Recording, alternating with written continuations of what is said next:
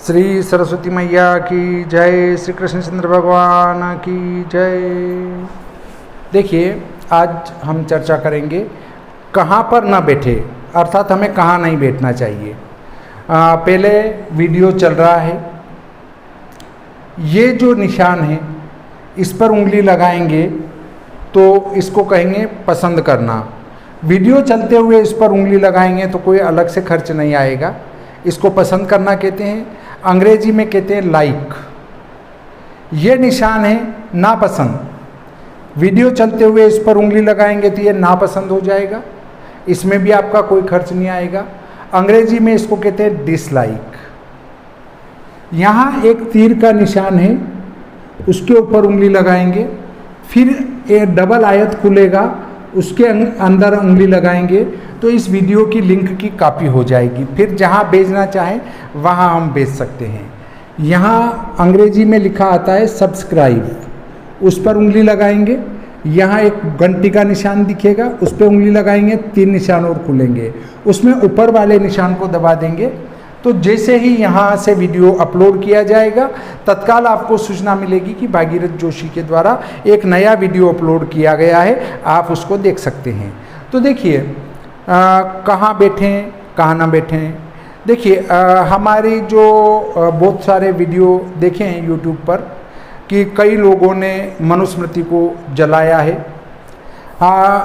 स्वतंत्रता संग्राम के बाद से ही, भारत के स्वतंत्र होने के बाद ही कुछ ईर्ष्यालु लोगों ने मनुस्मृति की पुस्तकें जलाई थी और उनने कहा था ये मनु महाराज की गलत चीज़ है। उनने मनुस्मृति क्यों जलाई? मनुस्मृति जलाने का अर्थ ये है कि जनता में उसके प्रति नफरत भर देना ताकि वे जो है मनुस्मृति को न पढ़े। अगर वो मनुस्मृति को पढ़ेंगे तो सनातन धर्म जो है वो मजबूत होगा। अगर सनातन धर्म को कमज़ोर करना है तो मनुस्मृति को जलाना पड़ेगा, लोगों का मनुस्मृति से मन उठाना पड़ेगा, नफरत उत्पन्न करनी पड़ेगी। जितने लोगों जो मनुस्मृति को जलाते हैं उन लोगों से अगर पूछ लो कि भाई इसमें क्या गलत है जो आप मनुस्मृति जला रहे हैं, तो वो कहेंगे नहीं साहब सब जलाते हैं इसलिए जला रहे हैं, या फिर कहेंगे हमारे लिए गलत लिखा है। तो आपके लिए क्या गलत लिखा है? तो नहीं, वो कह रहे थे गलत लिखा है। ऐसे एक भाई कह रहा था कि ब्राह्मण, क्षत्रिय और वैश्य ये तीनों तो जो है विदेशी हैं, इनको बाहर भगा देना चाहिए। उनसे जब पूछा गया कि भाई आपको कैसे पता चला, तो कि इनका डीएनए नहीं मैच खाता है, वो विदेशी डीएनए है, यहाँ से डीएनए मेल नहीं खाता है। तो भाई आपने डीएनए टेस्ट करवाया था किसी का क्या? मैंने नहीं करवाया था, वो तो कोई कह रहा था। अरे भाई कोई कुछ भी फेंक दे आपके अंदर गंदगी भरने के लिए तो आप उसको मानकर चल जाएंगे। बाहर से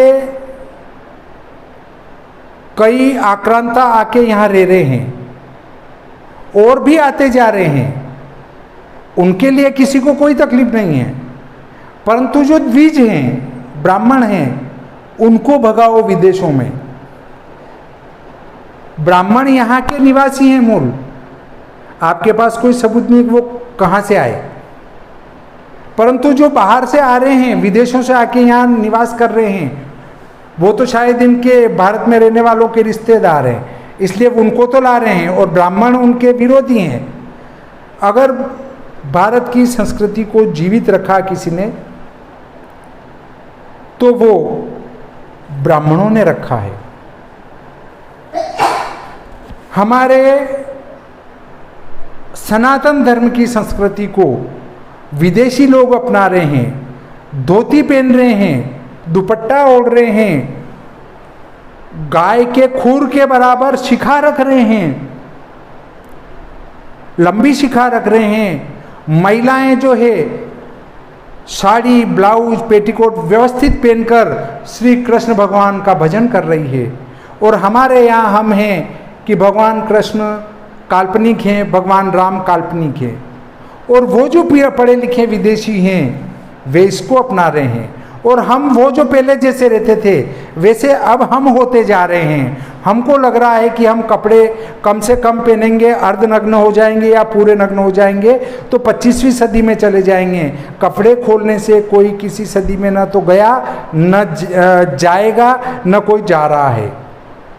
इसलिए हमें मनुस्मृति को पढ़ना चाहिए, क्योंकि मनुस्मृति व्यक्ति के जीवन की एक एक बात को बताता है। जीना कैसे चाहिए, रहना कैसे चाहिए, खाना कैसे चाहिए, बैठना कैसे चाहिए, वो सारी बात बताता है। अर्थात आप उठना, बैठना, खाना, पीना, सोना सही ढंग से न कर सको, पशुओं की भांति आप खाना खाते रखो, वो पशु भोज करते रहो, जिसको कहते हैं बफर, वही पशु भोज है। आप जूते पहन के अन्न नारायण को यहाँ खाया वहाँ खाया घूमते फिरो। ऐसा नहीं कि मैं कह रहा हूँ तो मैं भी नहीं खाता हूँ, मुझे भी खाना पड़ता है, क्योंकि बफर पार्टी होती है जहाँ कहीं शादी का निमंत्रण है तो आजकल तो ये पशु भोज ही होता है सब जगह, तो वहाँ जाना ही पड़ता है। और पशु भोज हमें भी करना पड़ता है, जूठन खानी ही पड़ती, क्या कर सकते हैं, समाज में रहना है तो खाना पड़ता है।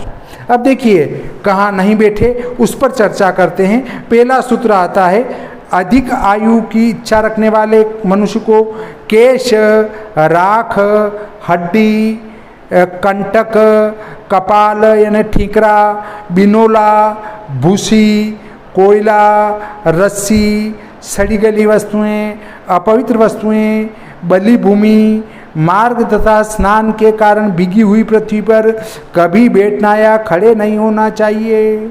ये किसने कहा है? मनुस्मृति में कहा गया है। अधिष्ठित न केशास्तु न भस्मास्ति कपालिका न कार्पासास्ति न तुषांदीर्घामायुर्जीजी विषुः। याज्ञवल्क्य की स्मृति में थोड़ा और अधिक कहा है, विरुद्धम वर्जयेत कर्म केशभस्म तुषांगार कपालेषु च संस्थितिम।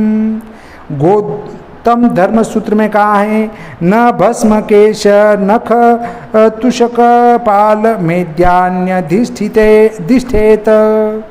बोधायन स्मृति में कहा है, भस्मास्ति रोम तुष कपालावस्थानानि नाधिष्ठेत।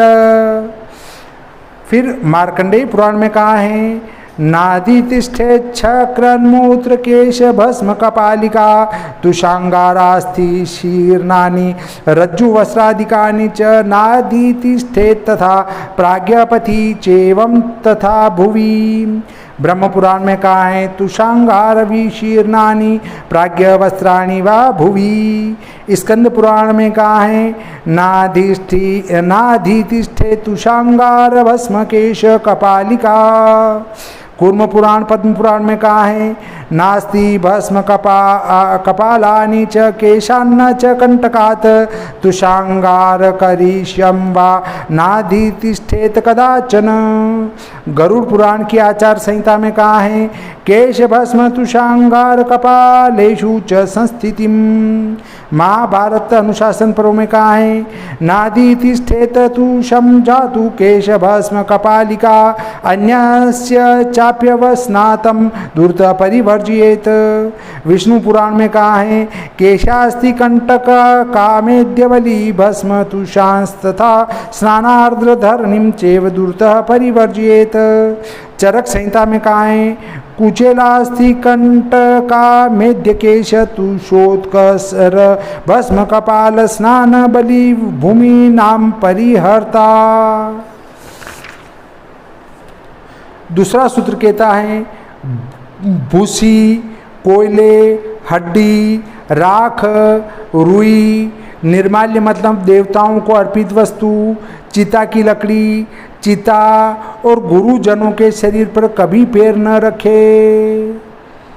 देखिए पद्म पुराण में ये कहा गया है, न दद्याच सदा पादम तुषांगारास्ति भस्मसु कार्पासास्तिषु निर्माल्यो चेतिष्काष्ठे चित्तो गुरो।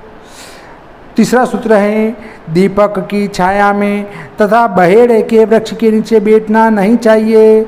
बहेड़े तथा करंज वृक्ष की छाया से मनुष्य को दूर ही रहना चाहिए। तीसरा सूत्र पद्म पुराण में कहा गया है, न तिष्ठे च क्षणम धीरो दीपच्छाये कल्ली ध्रुमे। वृद्ध गौतम स्मृति में कहा है, विभित तक कारंजानाम छायाम दूरा तू वर्जिएत।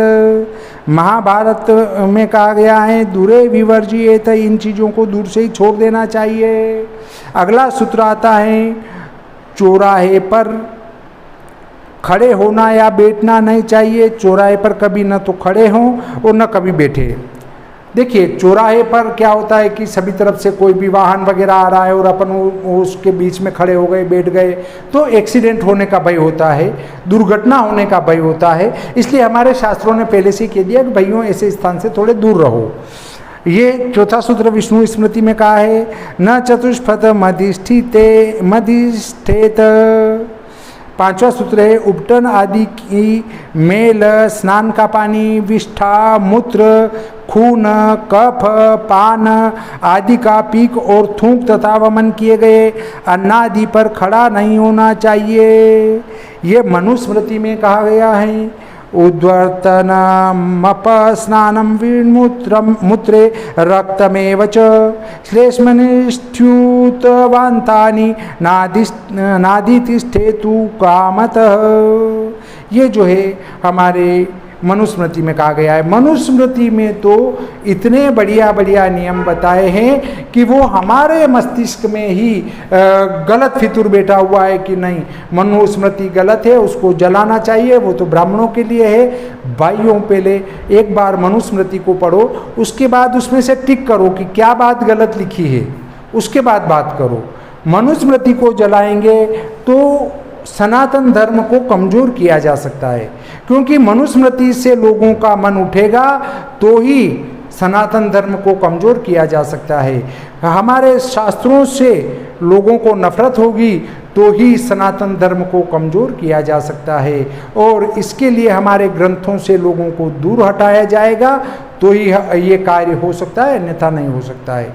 तो देखिए हमें बिना किसी चक्कर में पड़े एक बार मनुस्मृति अवश्य पढ़ लेना चाहिए कि उसमें क्या गलत लिखा गया है। गलत हो तो फिर उस पर चर्चा की जानी चाहिए, न कि बिना पढ़े ही उसको जला देना चाहिए। तो इस प्रकार आज का प्रकरण यहीं समाप्त करते हैं। श्री सरस्वती मैया की जय, श्री कृष्णचंद्र भगवान की जय।